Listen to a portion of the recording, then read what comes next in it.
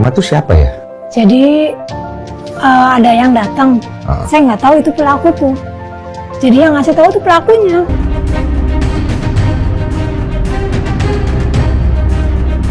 Akhirnya, berkat petunjuk Marliana dan bongkar chat HP Vina pelaku pembunuh kasus Cirebon ditangkap, bikin shock. Sebelum lanjut, jangan lupa untuk like, follow, subscribe, dan share, karena berbagi itu indah. Halo, selamat datang di channel Suara Hati Sang Istri. Berita kali ini kita bahas mengenai kakak Vina bocorkan fakta mengejutkan soal handphone milik sang adik yang disita polisi, seperti ada yang dihapus karena kasus pembunuhan Vina ini makin rumit, apalagi setelah viral di film yang sebelum 7 hari. Dan kasus ini terungkap setelah 8 tahun yang lalu baru terbongkar di tahun 2024 ini. Kita simak lebih lanjut pemberitaannya. Dari kakak Vina, Marliana kembali membeberkan fakta mengejutkan soal barang pribadi milik Vina, yaitu handphone. Setelah kejadian pembunuhan, setelah Vina meninggal, barang pribadinya pun diserahkan kepada keluarganya, termasuk handphone. Marliana mengatakan handphone Vina ada pada dirinya selama sekitar 3 hari sebelum diambil polisi untuk menjadi barang bukti. Selama kasus Vina bermula itu, ia mencoba melihat handphone milik sang adik dan menemukan ada hal aneh dari handphone Vina. Ia mengungkapkan bahwa handphone milik adiknya itu seperti hampir kosong. Setelah kejadian kasus Vina muncul, saya buka itu HP-nya, itu kontaknya hanya ada kontak keluarga, nggak ada kontak yang lain, kata Marliana. Lalu Vina juga ungkap info dari Ibtu Rudiana, sebut ada bukti dugaan rencana pembunuhan. Menurutnya tidak mungkin kontak di handphone Vina hanya ada dari keluarga, karena remaja itu juga memiliki beberapa teman. Pada waktu itu yang digunakan adalah pesan BBM. Di dalam pesan BBM-nya pun kosong dan hanya ada satu pesan yang cukup lama.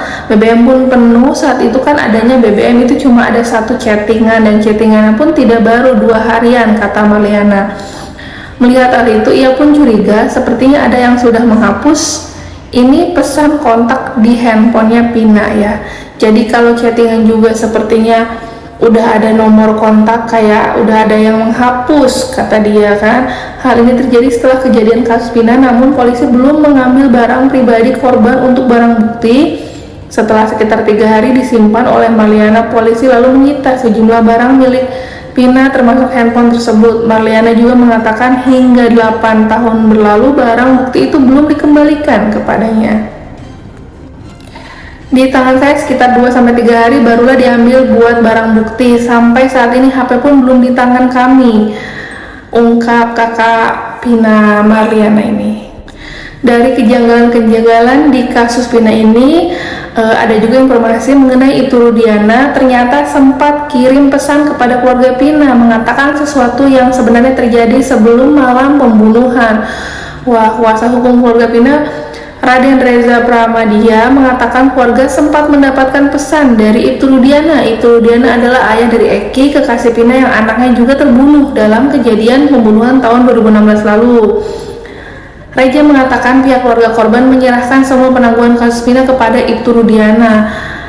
Pada saat itu kan pihak keluarga diwakili Pak Rudiana untuk mengurus kasus ini dan mengawali kasus ini, kata Reza ya.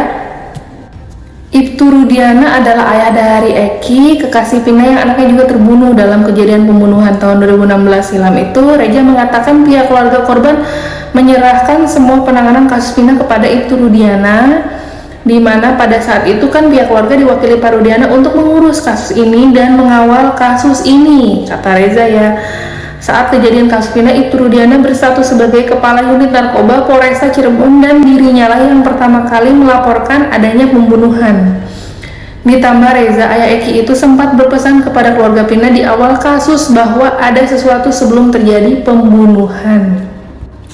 Pak Rudiana saat itu juga bilang ke pihak Mbak Marliana, kakak Vina, bahwa pada saat itu pada sidang pertama Pak Rudiana beserta tim bilang bahwa di salah satu pesan itu memang ada rencana pembunuhan.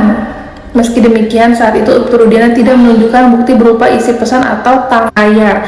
Reja mengatakan keluarga Pina hanya diberitahu berupa pemberitahuan secara langsung sebelumnya setelah Peggy Setiawan dibebaskan dari tuduhan tersangka kasus Vina Marliana, langsung meminta agar Ibtu Rudiana segera muncul. Namun, kini setelah kasus semakin rumit, Ibtu Rudiana justru menghilang tanpa jejak dan tak diketahui keberadaannya. Hanya sesekali dia diketahui terlihat di kantornya, yakni Polsek Apetaka, namun para anggota polisi yang ada di lokasi mengatakan ayah Eki itu tidak ada di tempat. Sementara itu, pihak Kompolnas sebelumnya juga mengungkapkan akan melakukan pemanggilan terhadap ayah Eki itu dengan koordinasi bersama Polda Jabar. Kompolnas perlu mendapatkan keterangan lebih jelas dari Ibtu Rudiana agar bisa memberikan masukan soal penanganan kasus Vina kepada polisi. Meski demikian, hingga saat ini belum ada informasi lebih lanjut soal pemanggilan tersebut. Tapi di sisi lain, semakin rumitnya kasus Vina ini dan hilangnya keberadaan Ibtu Rudiana, ya kasusnya ternyata makin terang benderang setelah kesaksian palsu Dede di depan polisi dibongkar. Dede Mulyadi ternyata Ibtu Rudiana dan Aep sampai sekarang hilang keberadaannya ini menjadi tambah kejanggalan dan berpengaruh sebagai saksi dalam menjerat 8 terpidana kasus pembunuhan Eki dan Vina di Cirebon. Dan juga Peggy Setiawan menjadi korban salah tangkap. Proses pengungkapan kasus pembunuhan Eki dan Vina Cirebon masih belum menemui titik terang setelah beberapa kejanggalan dalam penanganan awal para tersangka, termasuk diantaranya Peggy Setiawan yang menjadi korban salah tangkap. Dede Mulyadi menjadi sosok paling getol selama berbulan-bulan mengawal kasus pembunuhan Eki dan Vina Cirebon, termasuk pembuktian tidak bersalahnya Peggy Setiawan. Elit politik yang didukung maju di Pilgub Jabar, Dede Mulyadi sudah mengawal kasus pembunuhan Eki dan Vina Cirebon dari awal sejak viral kembali. Dan Dede Mulyadi bahkan melakukan wawancara khusus terhadap para pihak terkait seperti keluarga Vina. Tak hanya itu, ia turut mencari informasi di lapangan dengan mewawancarai keluarga para terdakwa, saksi dan juga Linda, sosok yang menjadi sorotan karena disebut-sebut kerasukan arwah dari Vina.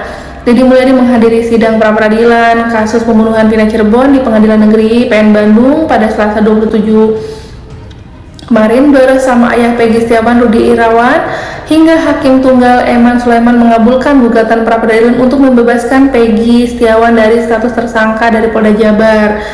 Di balik rumit kasusnya Vina ini, tadi ada kejanggalan dari sisi handphonenya Vina yang tidak seperti diceritakan ya. Dan ternyata handphonenya Vina itu kosong, tidak ada chat-chatan yang riwayat sebelumnya dengan temannya atau yang lainnya, hanya dengan keluarga. Adapun kontak hanya dengan keluarga. Lalu keberadaan Ibtu Rudiana juga sekarang dipertanyakan, di manakah sekarang posisi Ibtu Rudiana berada, terutama Aep juga. Tapi yang kabar baik adalah Dede muncul dan berani mengklarifikasi bahwa dia ternyata memberikan keterangan palsu, kesaksian palsu pada saat terjadinya pembunuhan Vina Cirebon itu. Dede sekarang berlindung ke Kang Dede Mulyadi setelah memberikan keterangannya. Semoga ini menjadi petunjuk berikutnya untuk membebaskan 7 tersangka. Dan pastinya 7 tersangka ini kemungkinan besar tidak bersalah dengan kesaksian Dede dan Aep yang tidak sesuai fakta sebenarnya.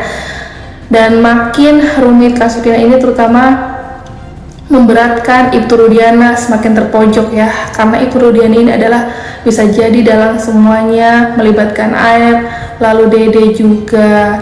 Semoga kasus Vina ini segera terselesaikan, petunjuknya semakin terang benderang.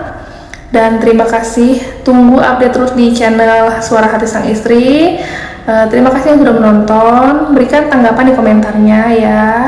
Dan kurang lebihnya mohon maaf, saya tutup. Wassalamualaikum warahmatullahi wabarakatuh.